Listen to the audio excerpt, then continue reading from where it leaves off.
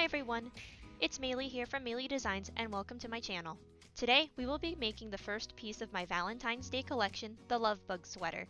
This sweater was a last minute addition to my collection, however, I was too in love with the design to not release it for you all to enjoy.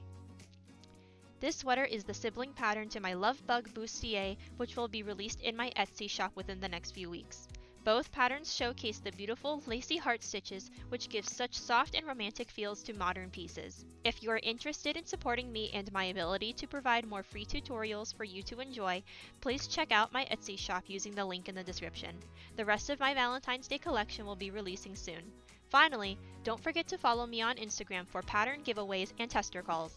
Let's get started. For this tutorial, you will need any category 4 worsted weight yarn that stretches well.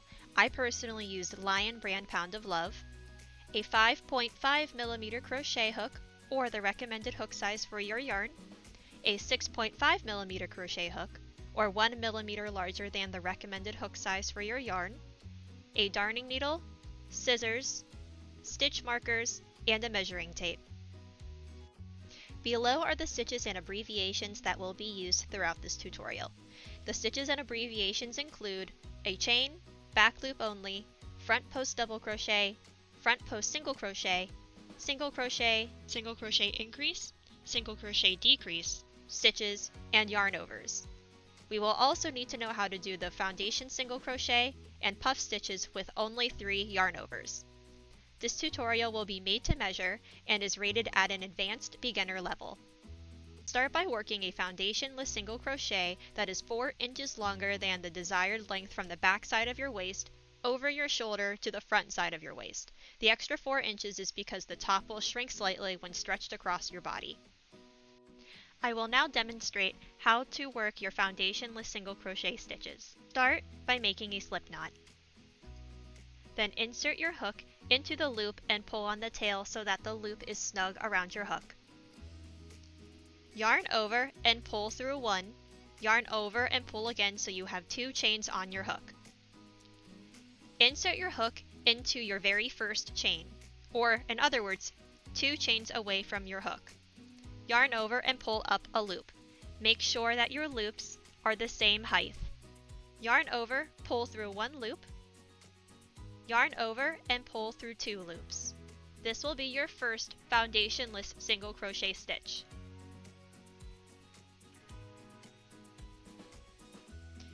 Next, we are going to insert our hook into the bottom 2 loops.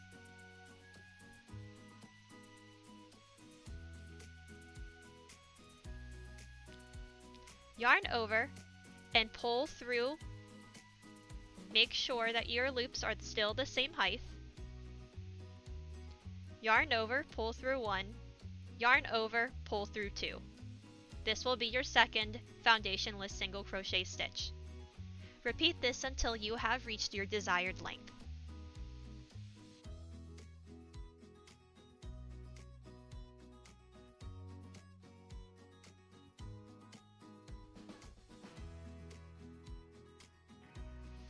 Next, we will be working rows of single crochet through the back loop only until your work measures from your armpit to about 1 inch away from your neck.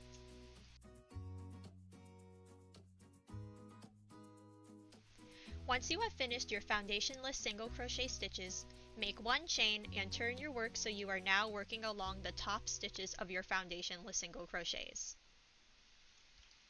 Insert your hook into the back loop of your first stitch, yarn over and pull up a loop. Yarn over and pull through both loops. This will be your first single crochet stitch through the back loop only. Repeat this for every stitch across.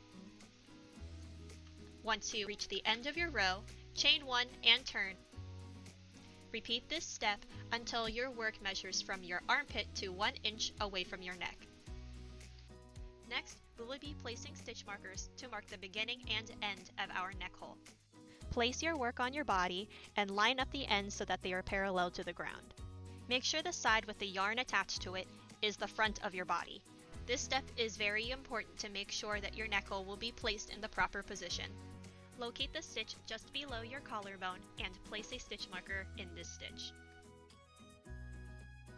Using your measuring tape, measure the circumference of your neck in inches.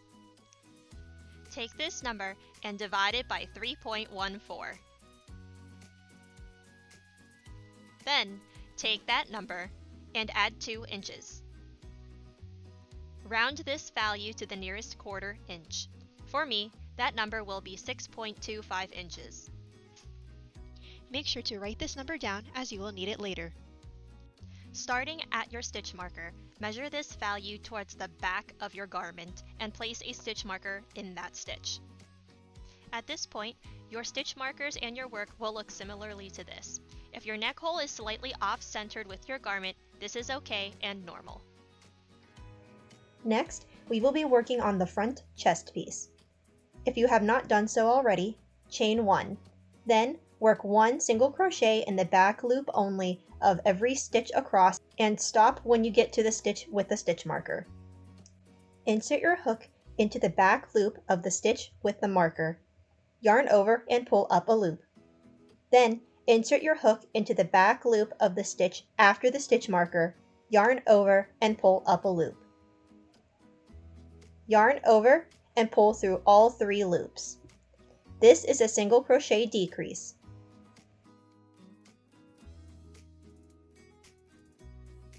Chain 1 and turn your work.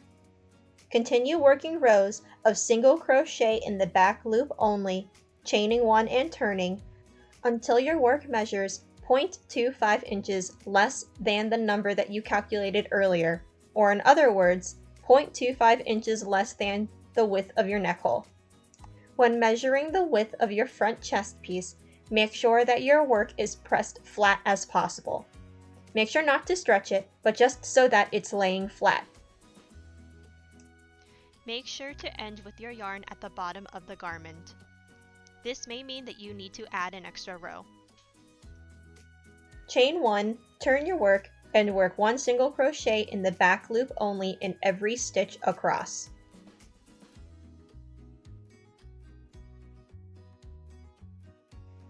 When you get to the very last stitch, make 1 single crochet increase into the stitch.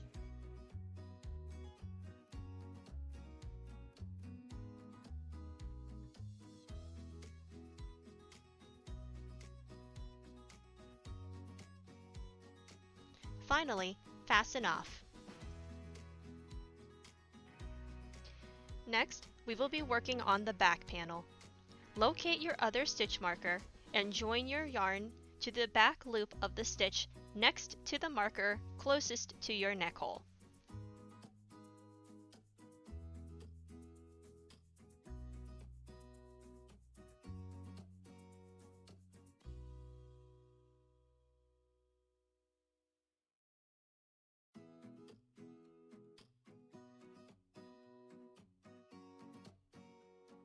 Make 1 chain and immediately work 1 single crochet decrease in the back loop only. Continue working single crochet stitches in the back loop only all the way across.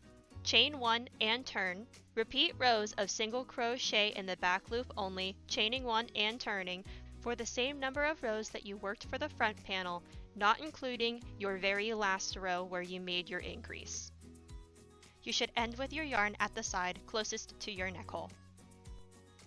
Once you have completed the correct number of rows, chain 1 and turn your work if you have not done so already.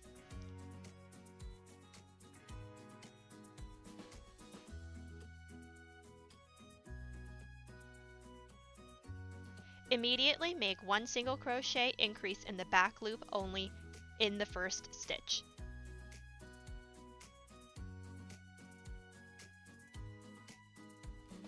Then, continue to work single crochet in the back loop only of every stitch across until you reach the end of your row. Chain 1 and turn your work.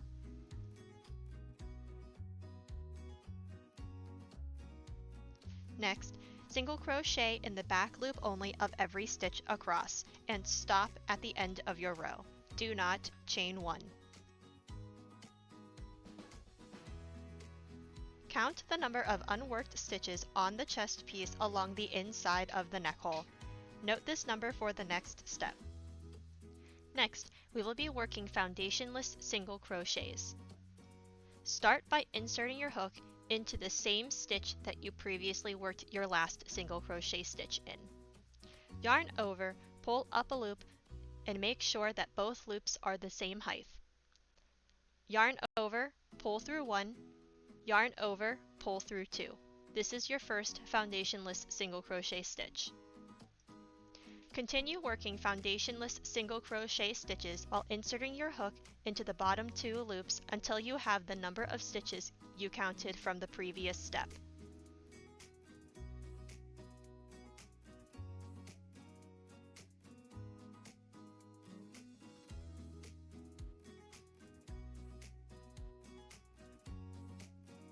Once you have worked the correct number of stitches, immediately work one single crochet in the back loop only of the first stitch along your front panel.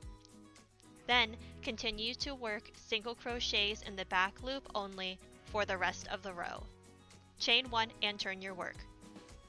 Continue working rows of single crochet in the back loop only, chaining one and turning until you have the same number of rows that you worked for the first shoulder piece. With your work on your body, grab the sides of your front and back pieces and pull them together. Determine whether or not this is a comfortable fit. I personally prefer a more snug fitting sweater, so I do not plan on adding extra rows. If you feel that this is too snug, place a stitch marker in the stitch that is in line with the middle of the breast area. Work rows of slip stitch ribbing while stopping at the stitch before the stitch marker until your panels are wide enough to comfortably wrap around your body. Once you are happy with the fit, use your crochet hook to join the front and back panels together using the slip stitch method to join. For a seamless looking join, slip stitch the back loops only of both the front and back panels. Repeat this until you have reached the stitch that is in line with the middle of your bust area. Fasten off and repeat on the other side. This concludes the tutorial for the body of the Love Bug sweater. Stay tuned for part 2 where we will go over how to work the turtleneck collar and the sleeves using the lacy heart stitch.